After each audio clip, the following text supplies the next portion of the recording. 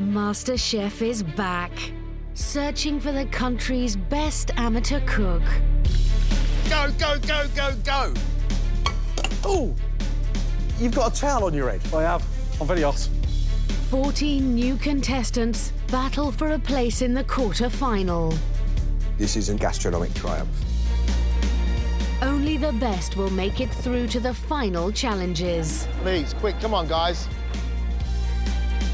It looks absolutely stunning. Fire up those ovens, rattle those pans. It's MasterChef time. Let's discover some incredible creative culinary talent.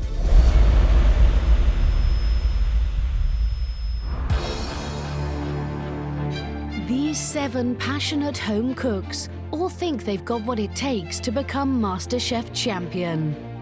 But at the end of today's heat, only 3 will make it through to the quarter-final. I'm more excited than I'm nervous. I can't wait. Absolutely buzzing for it, I really am. I think the timings are going to be the biggest challenge for me because I'm a very leisurely cook. It's definitely going to be tough, but you just have to go all out.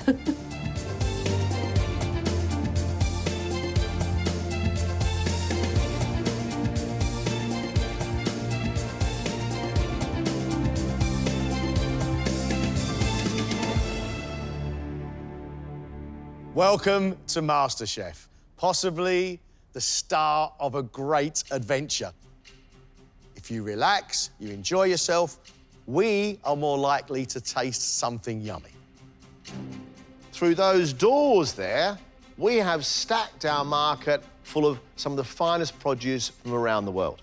What we'd like you to do is cook for us just one fantastic plate of food. At the end of this, we will only take 4 of you through to the next round. Ladies and gentlemen, 10 minutes, choose your ingredients. Off you go.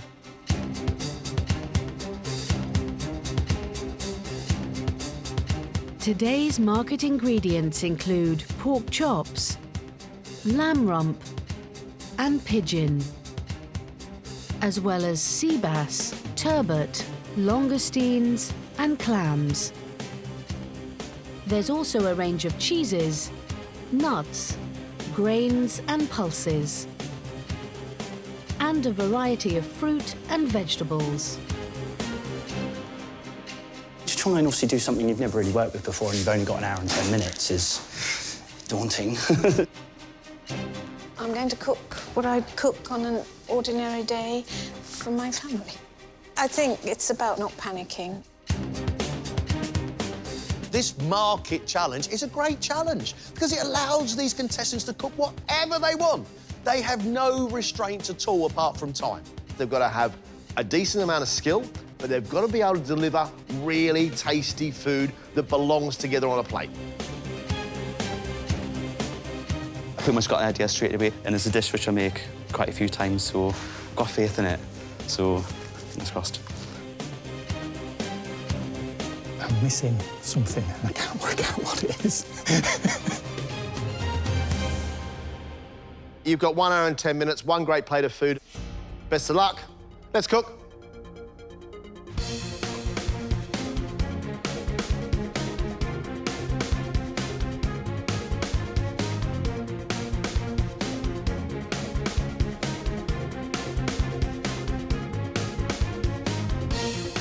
Recently retired PE teacher Martin enjoys cooking with flavours from all over the world. I've got a very, very varied repertoire. It can be anything from North African to Indian to French to Mexican. So I feel relatively confident doing lots of different things.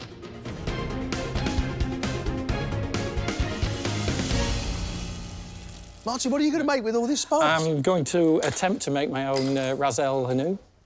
I seem to remember it being relatively simple. It was just a question of getting the blend of the spices right. What are you making? I'm going to make a rump of lamb coated in the ras, some carrots slowly fried in butter and caraway seed, vanilla cauliflower puree, and just a plain grilled aubergine. You're using lots of big flavours, Martin. You must be a very big, brave, bold cook. You've got to be if you're here, haven't you? Putting vanilla into cauliflower is being done in various restaurants around the world. However, vanilla and lamb I've never had before, and I don't know how I feel about it right now.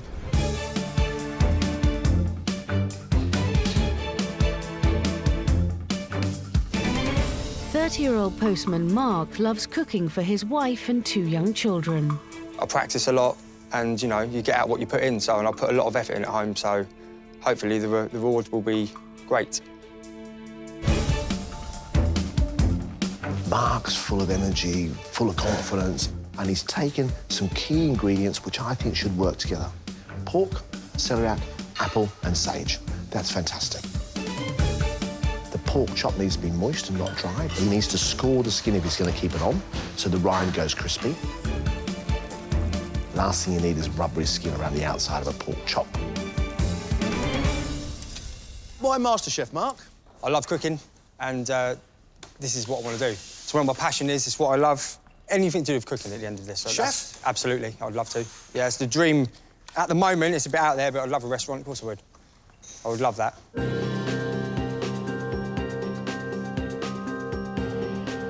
Guys, you have 45 minutes left. Sri Lankan-born Roma is a novelist and painter. The thing I love about cooking is that the response that you get is immediate. As a novelist, you wait for criticism, but with food, it's instant.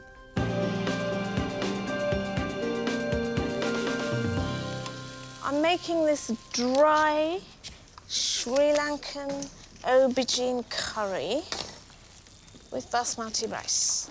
And what spices are you using? Well, I've got fenugreek, which is obviously Sri Lankan, cumin, I've got mustard seed, I've got garlic, cardamom, and I'm going to go back in and look for turmeric. Good luck. Thank you. A dry curry is just a simple expression whereby all the spices are taken up and wrap around the main ingredient, in this case being aubergine. There should be enough moisture left in the vegetables that releases the juice when you eat it. I'm quite excited about Roma's food, really excited.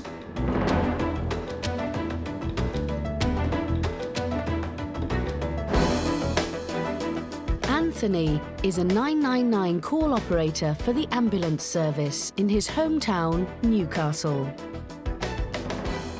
My family are quite meat and 2 veg, you know, that's the kind of upbringing that we've had. Herbs and spices, like, that's not really something that we've really grown up with. In the past 5 years or so, I've done quite a bit of travelling. You know, I've got to try different foods, and, you know, it's been a big inspiration to us in that way. Anthony, forgive me, I can't work out what it is you're making. It's a Syrian-style meze dish. It's called mukhamara. Some Syria. It's like roasted red peppers, garlic, lemon, fresh pomegranate to give it a bit of a kick, and black treacle. I'm doing it with these flatbreads. Where are you from? From Newcastle. How did you learn about the street foods of Syria if you weren't there? Where have you learned it? I visit the Middle East quite a lot, just because I like the culture. I cook quite a lot at home, so... Intriguing. Okay. Very intriguing. I hope it pulls off, but we'll see. I've eaten food from the Lebanon, but I've never had anything from Syria. I'm quite excited about it. However, I wonder if you could have done something just a little bit more than just a dip in a bit of bread.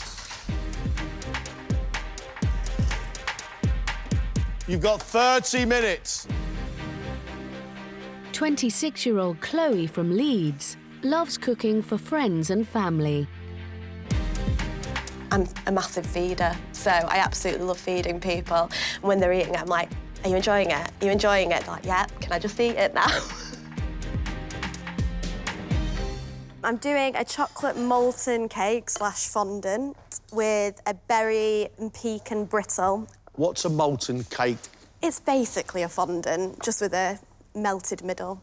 So it is a fondant, basically. It's a fondant? Yeah.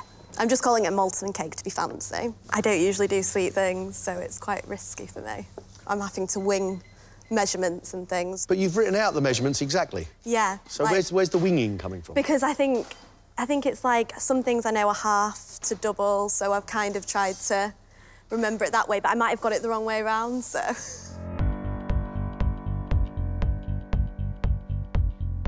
I think doing a fondant at this stage of the competition is very brave, especially without a recipe to hand. She's doing this by memory. If it works, if it's delicious, I'd be really impressed. Sweater is originally from North India. She's now in London studying for a PhD on the British anti-war movement.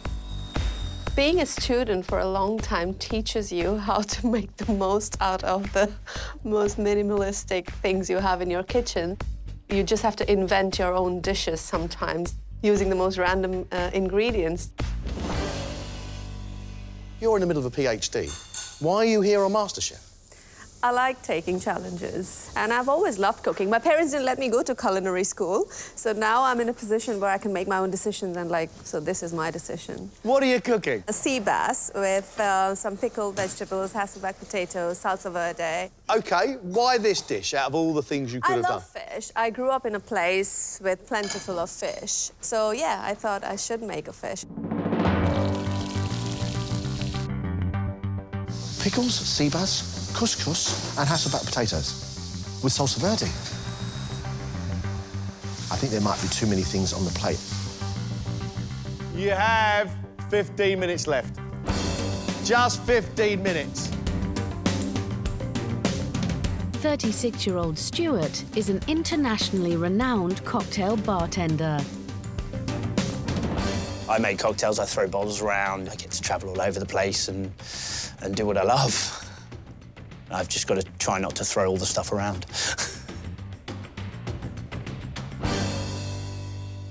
What made you start cooking in the first place? My mother couldn't. Oh, really? We needed power tools to get into our food when we grew up, so, yeah, we just sort of learned to cook out of necessity, and then I kind of got a hunger for it. What are you making for us now? So we're doing some pan-fried sea bass. I've added some chilli, some garlic in there. We've got some puy lentils, which I've added some Convello Nero, and then I'm going to use the potatoes, and then some cream, which I'm just heating up. Then I've got some toasted pine nuts and pistachios.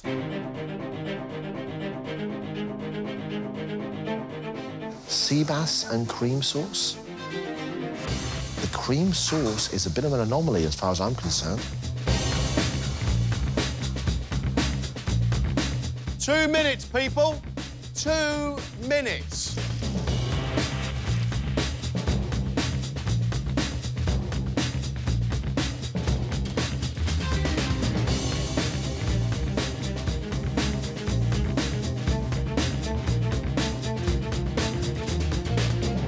Final touches, please.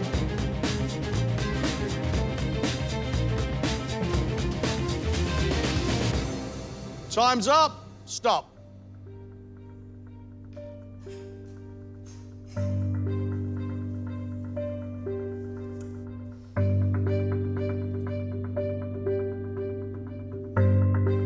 First up is postman Mark, who's made pan-fried pork chop, served with fondant potatoes, heritage carrots, celeriac puree, and a white wine and cream sauce. Where's the fat on the pork chop gone? Cut it away. Ah!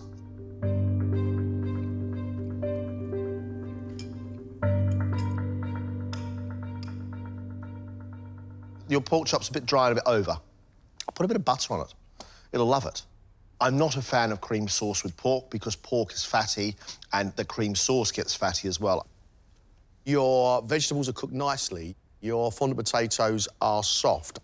I really like the hint of slightly sweet, slightly sharp apple that's going with the pork. It's a perfect accompaniment. I think I could have done the pork a little bit better. It's not like me, really. I'm usually on point with things like that, but I think Nerve's got a little bit... It is like a pressure cooker in there. It's very, very tough.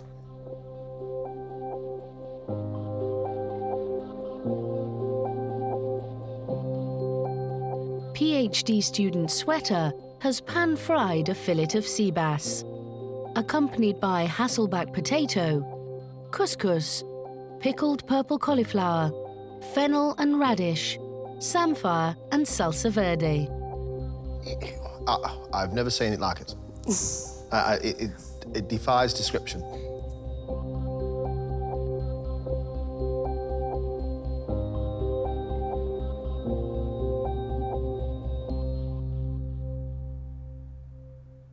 You have been really bold here. I really like these pickled vegetables with the couscous, the samphire and the salsa verde mixed together. I've never eaten anything that way before, but if I was in a restaurant and it was on a menu, I would order it again. Thank you.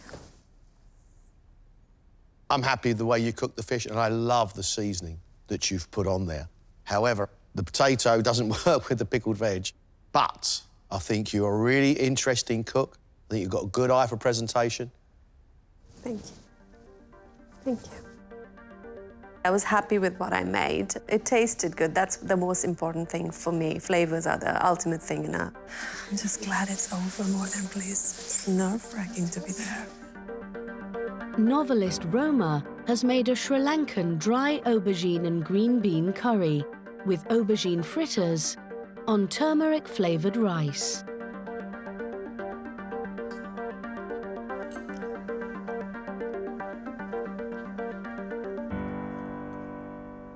The rice is light and fluffy and is nice. Good flavours in your aubergine curry, but I find it a little greasy. And these frittery things don't taste very much.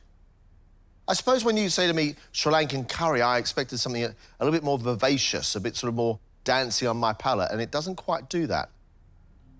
It hasn't quite romanced me.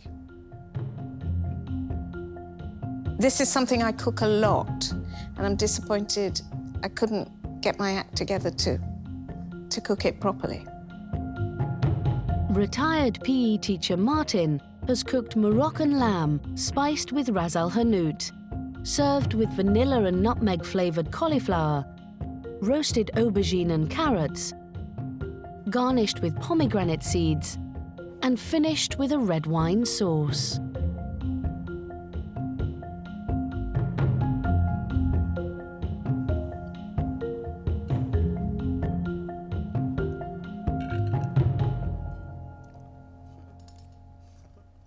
Some of your lamb's a bit under, but the bits that are cooked nicely.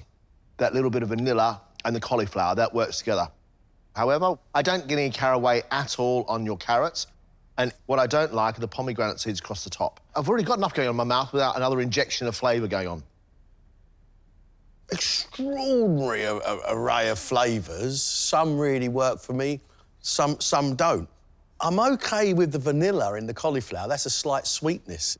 But there is so much nutmeg in there that it's almost like an antiseptic mouthwash. It's so strong. Oh, absolutely exhausted. The time just went so quickly. Having thought you were on track at one stage, and then it was just such a panic at the end. Ambulance dispatcher Anthony has made a trio of Syrian-inspired meze dishes.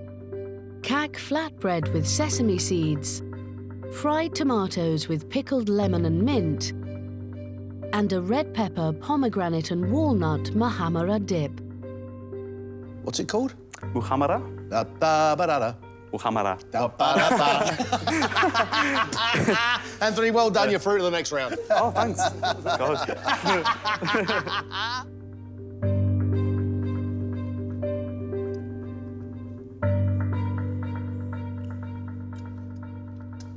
I've never eaten these things before, but they're all very tasty indeed. Your dip, the mahamara, is smoky with peppers, loads and loads of spice in the background, a bit of chili heat, but sour and sharp at the same time. And the little sweet notes of the pomegranate across the top, I think are really lovely. Really beautiful crisp breads with the sesame seeds and making it toasty. Those tomatoes, of course, are sweet. The mint is sharp, and then you've got that salty, sour, preserved lemon on there as well. I'm really taken with this. Well done. I don't care what happens now. I'm just really happy that they really like that dish and that I just did something new. I'm just really glad that they liked it. Oh, my God, I'm in shock.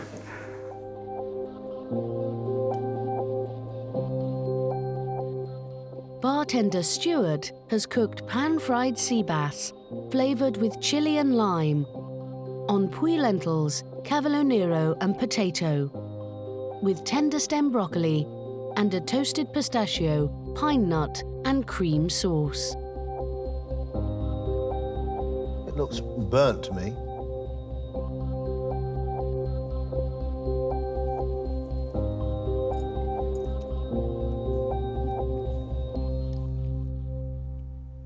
Your fish is overcooked and dry. You've got burnt bits of chilli and garlic across the top. Cream with pistachio and pine nuts, lentils, potatoes and fish. Sorry, I don't like it.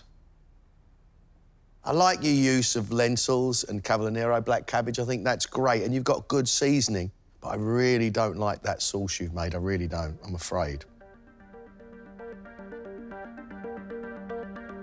Ripped apart in there, I can do better than that. Ouch. It's over. That's probably some of the worst cooking I've done in years. But that's the point of being put on the spot, isn't it? You've got to see your ability to adapt. Last up is marketing account manager Chloe, who has made the only dessert, a dark chocolate fondant with a red berry compote, creme fraiche and toasted pecans. You just about had time to melt the sugar for your brittle, but you didn't have time for it to set. No, another 4 minutes maybe. It'd have been okay.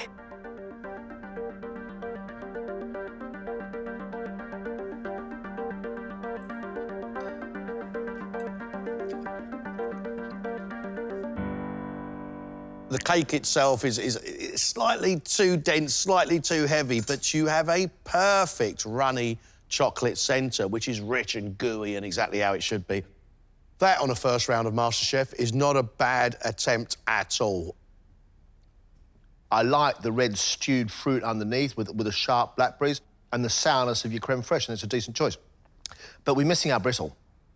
It's not quite where it should be, it hasn't been finished off the way it needs to be, but a good start, Chloe. Good start. I'm pleased it had a gooey centre, that's the bonus. I was pleased with how I acted under pressure. It could have always been better, but yeah, I'm happy, yeah. John, we found some more good cooks. I think there was some really great food, some very interesting food, and 1 or 2 surprising dishes, shall we say. My pick of the day is Anthony. It takes a really confident cook to walk into MasterChef in the first round and do a dip and some bread, because that dip and bread has to be absolutely extraordinary. And Anthony did it. Boy, can he build flavour. That dip that started off almost sweet and then went smoky and then got really hot with garlic and then finished with a little bit of chilli. John, that was divine. Yeah. My pick of the bunch is Sweater. A fish with the Hasselback potatoes was brilliantly done. Showed a good touch and good imagination and a good use of flavours. I thought it was going to be too many things on the plate, but actually, couscous, pickled vegetables, salsa verde with fish, I tell you what, it might become one of my staples. Chloe, without a recipe, made a really good chocolate fondant with an oozy centre and sharp, dark berries underneath. She didn't get her brittle out. However, the quality of her fondant was enough, I feel. Chloe goes through. There's only one contestant here whose food I actually took a dislike to, and that was Stuart. As a concept, lentils, cavallonero and sea bass with some chilli would have been absolutely fantastic. Cream, absolutely misplaced. He needs to come back in a couple of years when he's honed some skills. Roma, I expected something full of fragrance, full of flavour and texture, and I'm really sorry, it wasn't brilliant. The rice was nicely cooked. I like the spicing that she had on her curry, but her curry was greasy. I don't think she's a bad cook. I just don't think she's done enough to go through. OK, we've got one more place to give. We've got Mark and we've got Martin. One of those is staying and one of those is going home. I like Martin's endeavour. I love the use of all those spices. I think it's really brave, very creative. Too much nutmeg in the cauliflower puree.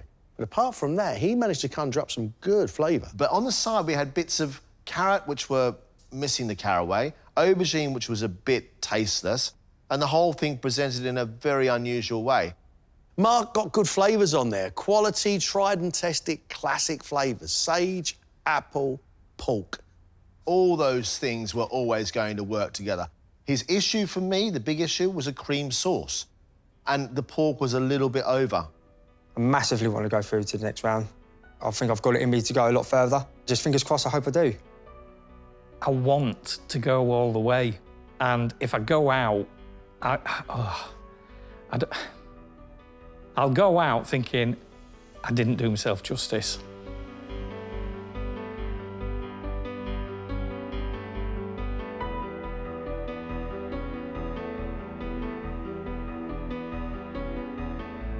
As we said at the start of this, we can only take 4 of you through to the next round.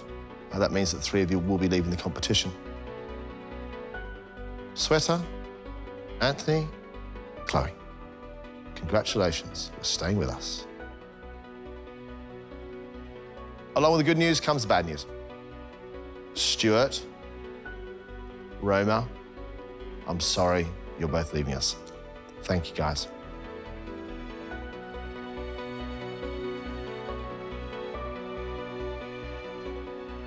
The final person staying with us is Mark. Well done, Mark.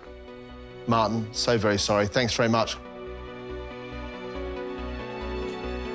Oh, the pressure was unbelievable. Very daunting, very intimidating. But would I do it again? Yeah. I don't think I did myself a great deal of justice. So I think the pressure sort of got to me. You can look back and go, there's a million things I should have done, but you're constantly just trying to do more, and just did too much.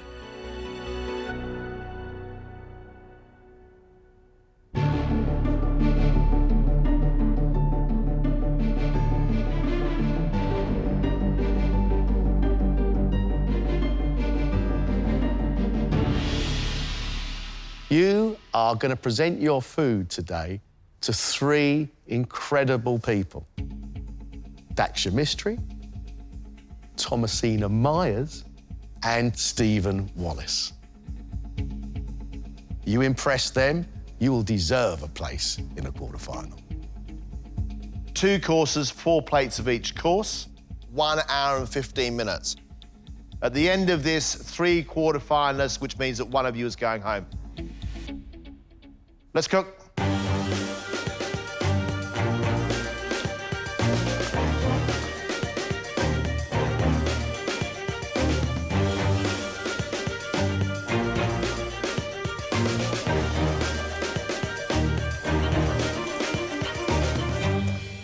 For starter, I'm doing pan-fried scallops with a lime mayonnaise, pickled and fresh cucumber, and a watercress garnish. So it's really light, because then it's duck for main, which is quite heavy. Which is going to be pan-fried duck, hoisin and peanut sauce, a sesame crisp, parsnip puree, and pak choy and a little bit of chilli. Tell me why you've taken a root veg to serve with an otherwise Asian duck. Because the sweetness goes really well with the hoisin sauce and with the duck. It needed something, not a mashed potato, but it needed something smooth to go with it.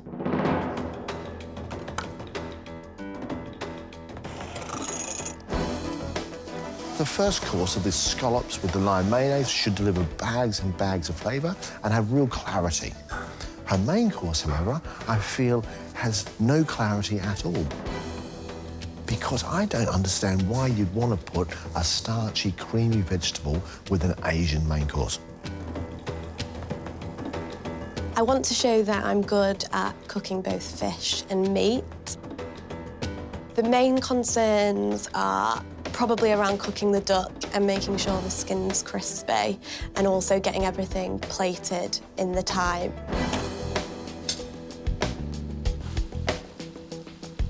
I'm cooking a Assamese prawn curry, and then I'm serving it with steamed rice with ghee, a fresh, crunchy papaya salad, and some prawn balls.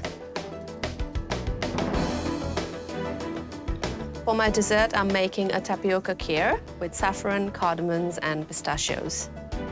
A kheer is a term used for any milk-based creamy pudding. It goes very well with the spicy curry.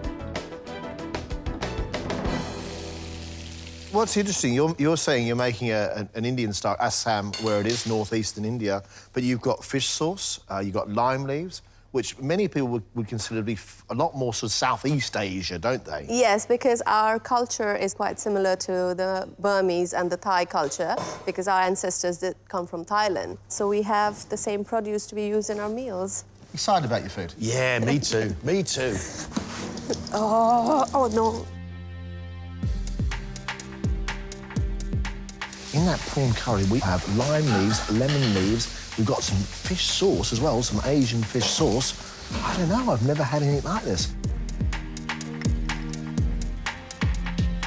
Tapioca pudding, sweetened, flavoured with cardamom, saffron in there as well, nuts across the top. Superb. I want it, though, to be a little firm. Hope it's not wet, wet, wet. Some other 90s pop group will do, but I don't want it wet, wet, wet.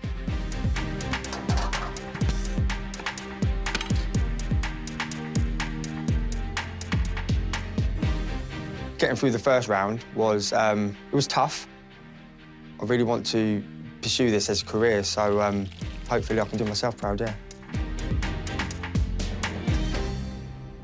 For the main, I'm going to do pan-fried duck breast with some potatoes, some braised cabbage, parsnip puree and red wine and cherry sauce. Dessert, I'm doing poached pears on a frangipane tart with toffee sauce and clotted cream.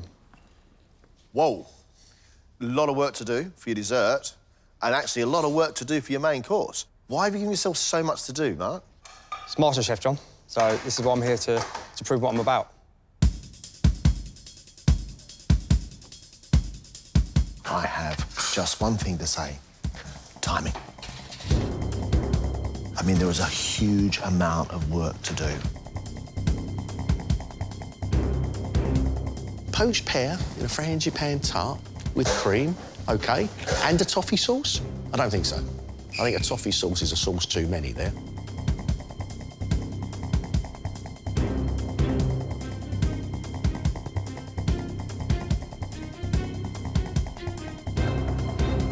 Food I'm making today is stuff which, back in the northeast, people love it. I'm doing a Teesside-style chicken parmo with pickled red cabbage coleslaw and beetroot ketchup. A parmo is a deep-fried, breaded chicken cutlet, and then you cover it in bechamel sauce, really thick bechamel sauce, and then lots of really strong cheddar cheese on the top, and then you grill it. It's from an Italian chef who came here in World War II, and then he opened a restaurant on Linthorpe Road, and that's where it came from. And a dessert?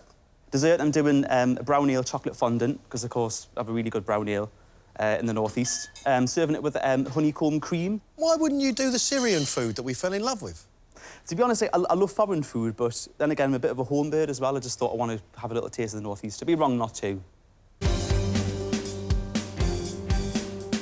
That parmo with a pickled red cabbage and a beetroot ketchup sounds absolutely hideous.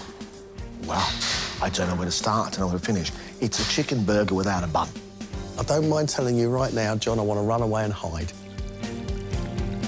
The dessert, on the other hand, I think could be absolutely lovely. A fondant with brown ale. I may need all that chocolate, ale and honeycomb to take away the flavour of my chicken cheese parmo. Many people in the northeast and Teesside were thinking, oh, God, making a parmo for MasterChef, that's a bit risky. Making it glamorous, that's going to be a bit of a challenge, but really it's all about the flavour, that's what I want to get across. It needs to be really strong cheddar, otherwise it's just not worth bothering.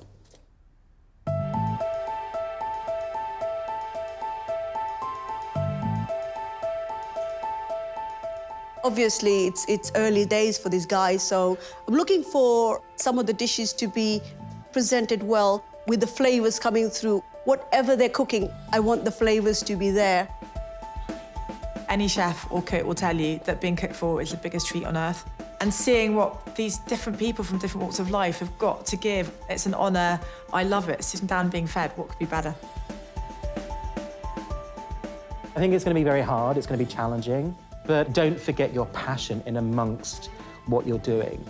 Don't just cook from your head, cook from your heart as well.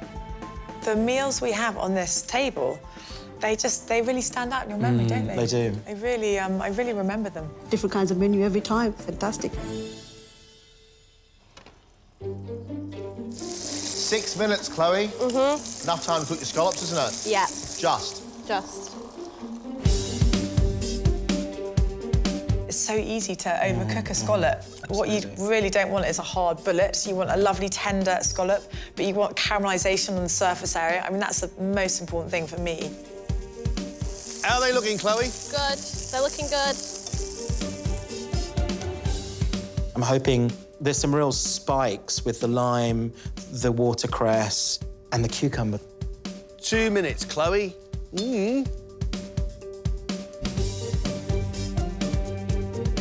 Are you happy? So far, yes. Done. Lovely, lovely. Well done, well done. Thank you. Hi. Hello. Thank you. I've made today pan-fried scallops with a lime mayonnaise, pickled and fresh cucumber and a watercress garnish. Wonderful. Thank you. Thank you. Thanks. This is good.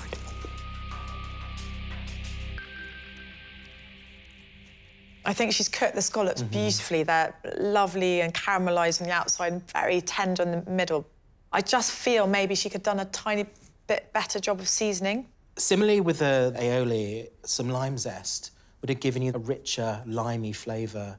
I'm nitpicking here. Yeah. Totally nitpicking. This is beautiful food. Scallops are really nicely cooked, and they've got a little bit of bounce, got a lovely bit of colour. I love the fact she's put butter in there as well. I like her. A little bit of lime in the thick, creamy mayonnaise, and there's sharp, pickly bits in the cucumber. That is quality.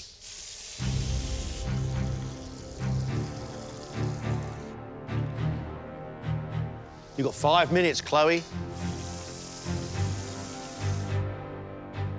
I absolutely adore duck. Peanut sauce, it's fantastic. It's got shards of chili. Hey, I'm Indian. Give me chili any day. It's just how she presents the duck. Happy with that? Yeah. It's got to be elegant. It's got to, like, tempt me in and not be too overwhelming. 2 minutes, Chloe. Is the bok choy cooking? Yeah, it's duck's nearly rested? ready. Rested as much as it's going to be, yeah. So we're there, right? Yeah.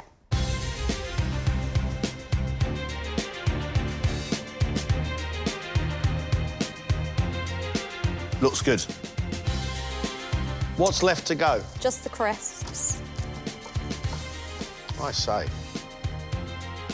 Really impressed, Chloe. Chloe, well done. Sorry. Yeah! Very good. Very good. Brilliant!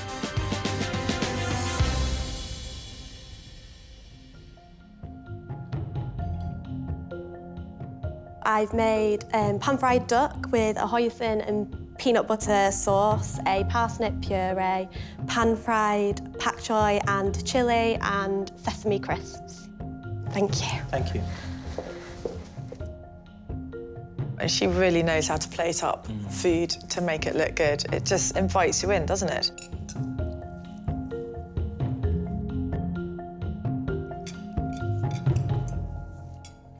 The duck's cooked pretty well. I mean, maybe I would prefer it slightly under. The bok choy is lovely and al dente, but I just feel she needs to just swim in her flavours a bit more. I think there's some beautiful textures. I think it's the seasoning. I'm looking for more. I'm searching for that hit on, hitting my palate of kind of boom. I think tiny bit of chili in the sauce itself would have actually lifted the whole sauce, and I think would have been fantastic. My piece of duck that I'm eating is really lovely and tender. I really like that salty hoisin sauce with the peanuts and the sweetness of the parsnip. I really like it. No two ways about it. That girl can cook.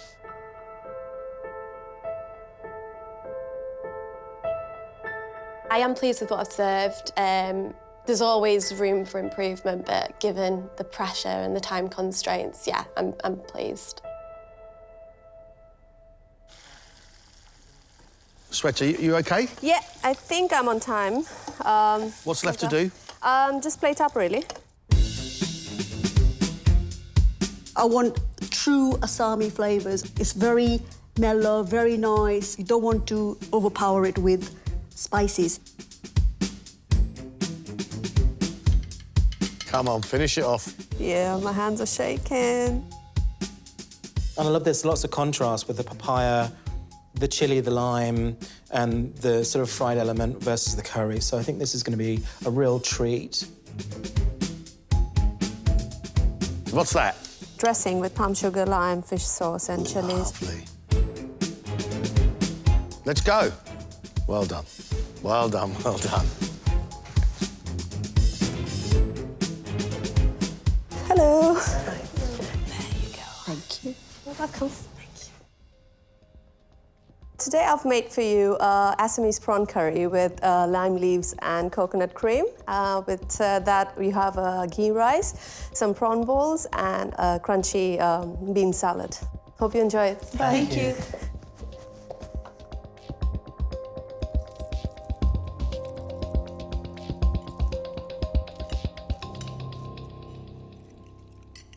Assami curry is basically very much with the ginger, the garlic, all of that she's missed out on the flavour.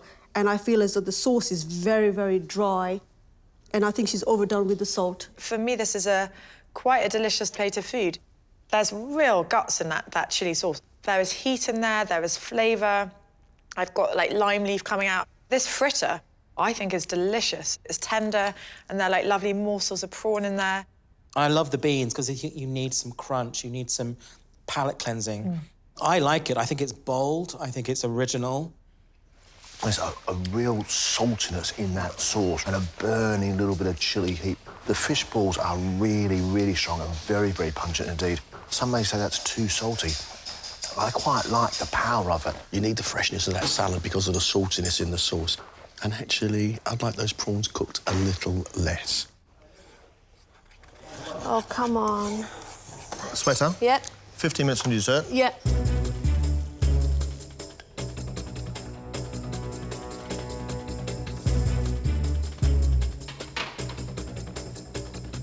Kheer is basically a rice pudding. It's very thick, rich, creamy. It sounds delicious. Saffron, cardamom, they're just so aromatic, those spices. Love the smell of the saffron.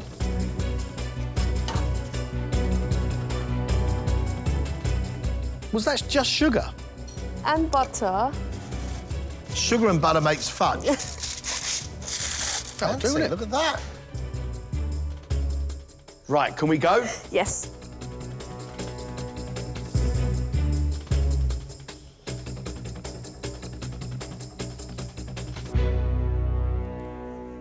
I've made you a tapioca kheer with some saffron and cardamom, pistachios, rose petals, and a pistachio brittle. Hope you enjoy it. Thank you. Thank you. Thank you.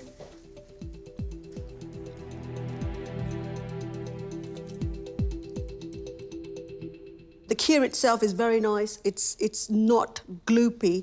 Normally, Indian sweets are very, very sickly sweet. It's just right. I love the saffron through it, and I love getting those little nuggets of cardamom seed, you know, real sort of bolts of flavour. It's great to see someone using bold flavours and not feel ashamed of that. That's a cool tapioca, almost like jelly consistency. And there's flaked almonds hiding in there, which is just lovely. Fantastic. Absolutely fantastic. I even like her mistake of a brittle, which is actually fudge with pistachio nuts. But I quite like it. That was the most intense thing I've done, and it's just the first round.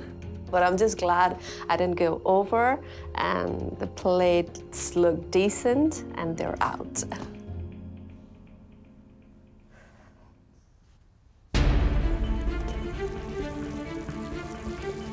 Mark, you got 15 minutes on your first course. Okay. Crispy skin. Really, really crispy skin is what I look for on a duck breast.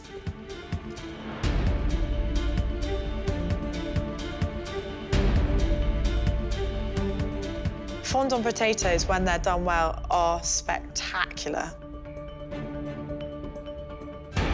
Or is he going to let us down? Go on, son.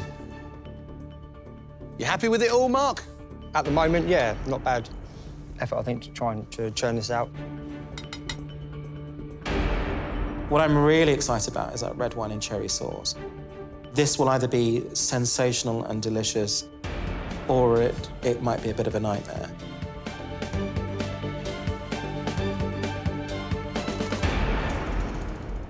Afternoon, guys. Good afternoon. Afternoon. Today I've served you pan-fried duck breast, fondant potato, braised cabbage, parsnip puree and a red wine and cherry sauce. Thank you. Thanks a lot.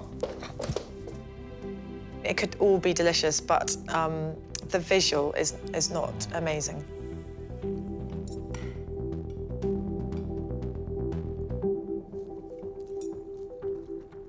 The meat is sadly very overcooked. The skin is so soggy and I definitely don't want to eat that. The cherries are raw, the cabbage is raw. The fondant potato, I think I need a hammer and a chisel because it's quite undercooked. This was just a collection of things that were not brilliantly cooked. I'm fine with duck flesh. I like the flavours of cherry and I like the time going through the parsnip puree. However, that duck skin is not crisped up and that potato is not cooked. He was up against it and it's shown on this plate. Pear dessert? Yeah. 15 minutes, mate, yeah? Yeah. How's it looking? Yeah, all right, yeah, looking good. If you're doing a tart, you've got to get a perfect crisp pastry, haven't you? It's all about the pastry. Frangipane has to be really set nice, lovely almondy flavour. Pear perfectly poached. I think so. Frangipane perfectly set. I think so. Is that toffee sauce going to be too sweet, or is it going to be a dark, rich, slightly burnt caramel?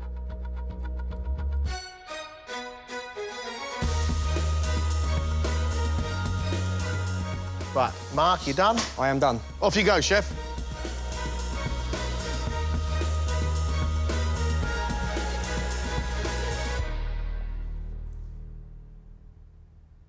For dessert, I've made poached pears with frangipane tart, toffee sauce and clotted cream. Hope you enjoy. Thank you so much. This is completely different from the main course. This looks wonderful.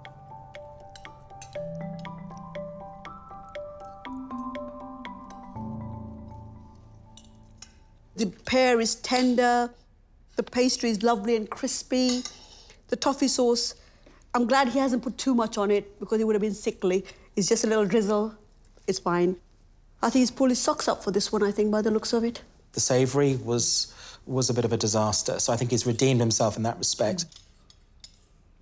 The pear is soft and a pear is a beautiful thing. With clotted cream, that's lovely. Toffee sauce, it's not too much of it. It gives it a nice sugary edge. Oh, I'm really sorry. There was no flavour left in the pear. I'm really sad about that. It's all right, I'm here.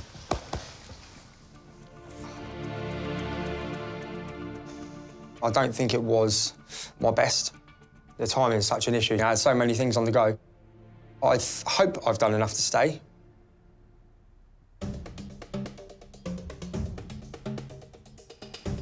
Anthony? Yep. 5 minutes. 5 minutes to go. before you unleash your northeastern Parmo on the world. Do you expect the guests to know what that is? No, but I'll tell them. This sounds great. It sounds like I'm kind of in Newcastle eating some incredible, like, British street food. I love the fact this is MasterChef and he's just going for something gutsy and fun. How long do I have left? 2 minutes. 2 minutes, OK. Oh, it's going on top. Right, OK. I'm dying to know what this chicken style is. Give me the Parmo. Come on, Anthony, you got to wind it up, mate. We're ready to go. No. OK. OK. What are you doing? What are you doing? Trying to spread it across, but it's not smooth enough. Why? Come on, Anthony. That's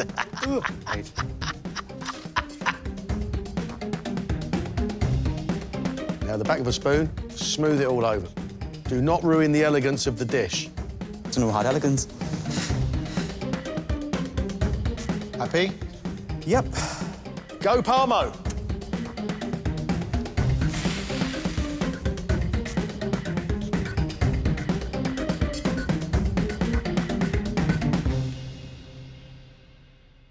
Today I've made for you a Teesside-style chicken parmo. which is a deep-fried chicken cutlet covered in bechamel sauce and cheddar cheese. And I've served it with a pickled red cabbage slaw and a spicy beetroot ketchup. Hope you enjoy it. Fantastic, thank you. The first impressions are not very inviting to me.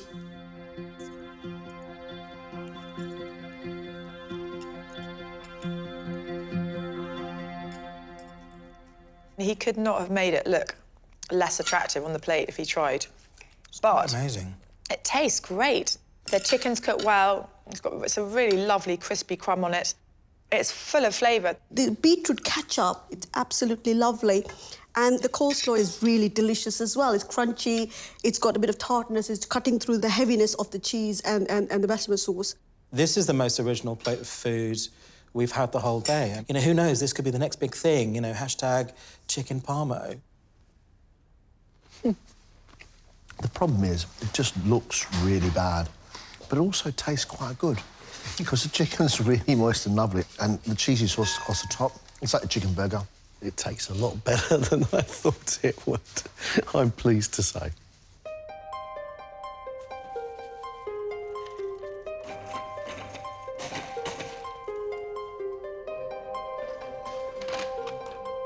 OK. Chocolate fondant, getting that right is going to be a test. I want it nice and gooey in the middle. I'm a proper beer drinker. I love brown ale, and I love the idea of it being mixed with chocolate. And then you've got the honeycomb cream in there as well. Hopefully, it'll balance. So I'm going to make my own little nozzle. Make your own little nozzle? Yep. It's not perfect, but it gives it a bit of a design. That is so... you know what? That's so clever. You've actually just cut the nozzle yourself. Yeah. You've got a minute. They've got to get on a plate. Come on. Hey! Okay. A collective sigh of relief, man. Oh! Right. Never been so stressed getting 4 fondants out in my life. You need to get it out, mate. Go, go, go, go, go, go, go!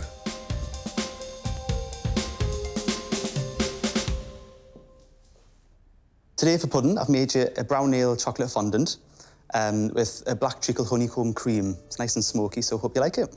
Thank you very much. Sadly, it's cooked all the way through.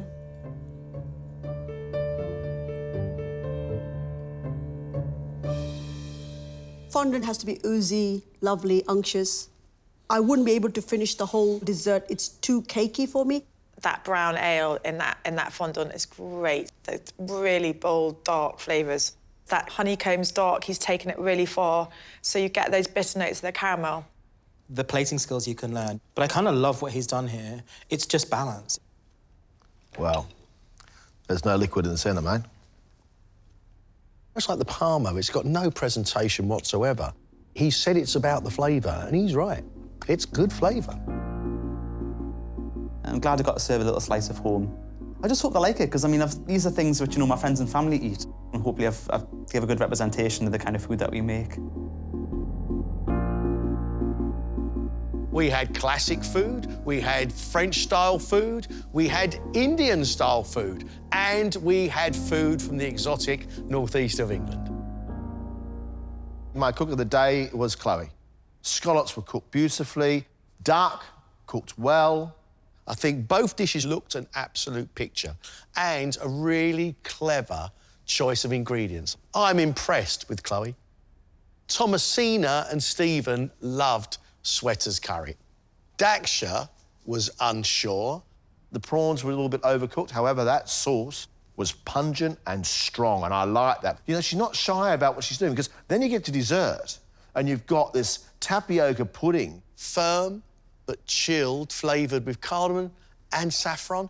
Yeah, that's a heady concoction, and it worked for me. That means we've got a discussion now about Mark and Anthony. Mark presented to us food which was classic, really classic. As good as the food looked, I think he gave himself so much work today that those little mistakes started to appear and they all just stacked up against each other. The guests in the dining room really enjoyed his dessert. frangipane and pear toffee sauce. Lovely. Anthony delivered what he wanted to deliver, and this is the issue. Beautiful moist chicken and then a ton of cheddar cheese. It looked shocking. It tasted great. As for the dessert, we were supposed to have a fondant. It should have an oozy, gooey centre. No oozy, gooey centre at all. However, it tastes good. If I went home now, I'd be quite disappointed. I really feel like I'd let my home down, I think. I'm here to prove that I can cook. This is what I want to do and this is what I love. I'd feel devastated if I went home.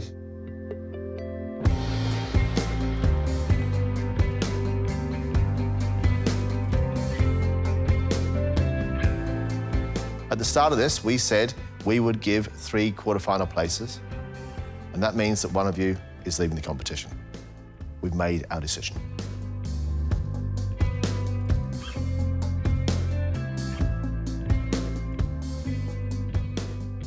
The person leaving us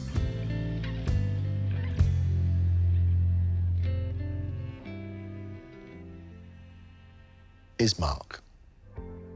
Sorry, Mark. Brilliant. Thanks, guys. Disappointed. Yeah. But I would like to have done myself a bit more justice and got a little bit further, but it's not meant to be. But, yeah, never mind.